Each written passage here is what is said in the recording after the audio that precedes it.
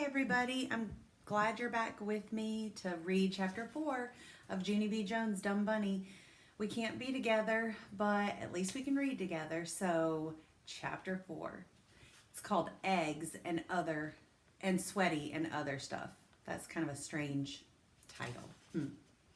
Just as I was getting hope, another car pulled up, and Phooey, sitting in the back seat, was, May! May! May's here, she shouted through the open window. She was clapping and cheering for herself. Then she jumped up out of the car, and she ran to Lucille's family, and she started shaking all of their hands. Hello, hello, I'm May, and I've come to win the golden egg, she told them. She skipped to Lucille and held out her dress. Look, Lucille, look. My dress is frilly just like yours, she said. I gave this outfit a lot of thought because I wanted us to look like best friends today. She threw her arm around Lucille's shoulder. Sheldon ran up and took it off. Whoa, whoa, whoa. You'll have to pick someone else to be your best friend, May, he said. Lucille is my best friend, he said. Remember? May stood there for a second, then she leaned into Sheldon's face. You're not fooling anyone, Mr. Potts. You're just pretending to like Lucille, the same as I am, she said. You're just trying to get her to tell you where the golden egg is.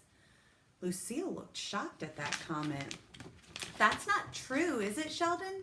You're not just pretending to like me, right? She asked. Because I told you before, I don't know where the golden egg is. My daddy hid it all by himself, and he wouldn't let me peek.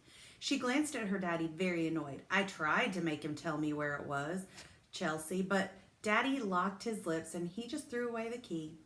Sheldon clenched his fists. Drat, the old invisible key trick, he said. I hate that one. Finally, he took a breath and calmed himself down. Then he patted Lucille very sweet. Don't worry, my little springy lamb, he said. I will still find the golden egg and win the play date. I'm positive I will. He lowered his voice kind of private. I'm wearing a lucky charm today, he said real soft. Lucille's mouth came open at that news. A lucky charm, she said. You have a lucky charm? What is it, Chelsea? What is it? Sheldon pointed down at his shirt. See that little egg dribble on my collar right there, he said. That little egg dribble ran off my chin at breakfast. And look, Lucille, it landed on my collar in the exact shape of... He paused real dramatic. An egg, he whispered. Lucille did a shiver. Oh, Chelsea, that does seem like magic almost, she said. Sheldon nodded.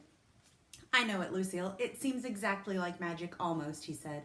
My grandpa Ned has every shirt stain in the book, and he said that when egg dribble lands in the shape of an egg, it means... Sheldon swallowed hard. May the egg be with me. Lucille did another shiver. Sheldon smiled. With a magic egg shirt like this, I can't lose today, Lucille, he said. I just can't. After that, he hurried over to the Nana, and he tried to show her the egg shirt, but the Nana backed up from him. Then she quick grabbed Lucille's daddy, and she said the words, do something. The daddy cleared his loud throat. Boys and girls, may I please have your attention, he said. First, I would like to welcome you all to the party today. Lucille hopped in front of him. Yes, yes, welcome to my party, and welcome to my giant house, and welcome to my big, huge yard, too. She bent down and touched the grass. See how perfect the lawn is, everyone, she said. That's because we have a real professional gardener on account of rich people don't know the first thing about yard work, right, Daddy? Plus, rich people don't like to get our hands dirty. Everyone looked at the daddy's hands. He quick put them in his pockets. Lucille kept on talking. And did everyone see my brand new expensive Easter dress, she said. She spun around and flounced herself.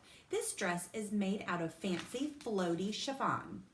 And fancy floaty chiffon is as light as a feather, she said. She fluffed her flouncy skirt. Who would like to help me hop in the air and make it float? Please clap your hands, she said. But before we could clap, Lucille had already started hopping. She hopped and hopped until sweat came on her lip.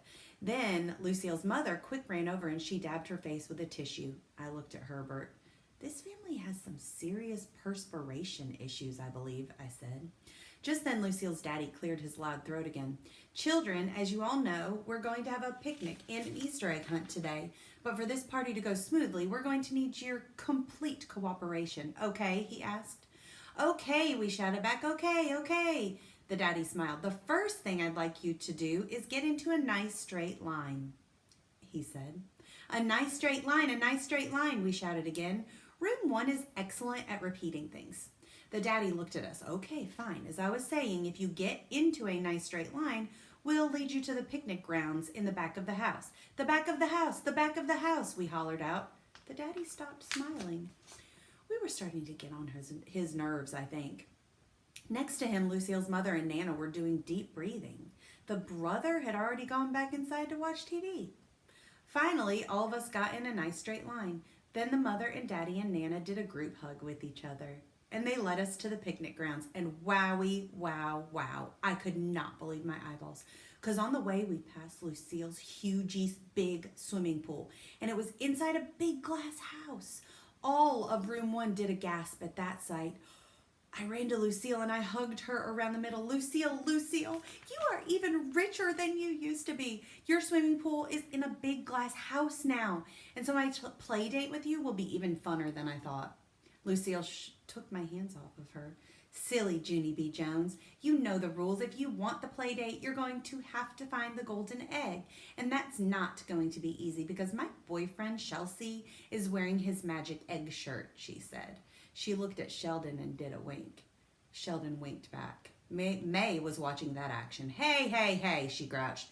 That better not be a secret wink about the golden egg, because if you're winking about the golden egg, I'm telling.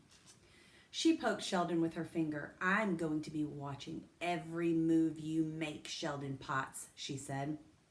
I'm going to be all over you like a cheap suit. I did a frown at that comment. I do not know what a cheap suit means exactly, but here's what I do know. For the first time in my life, May was right, I think. Whoever wanted to find the golden egg could not let Sheldon out of their sight. And that's the end of chapter 4. Chapter 5 is called The Jelly Bean Game, and for chapter 5, I might have a special surprise for you. I might be introducing someone to you, so make sure you tune in for chapter 5. It was good to read with you today. Bye-bye.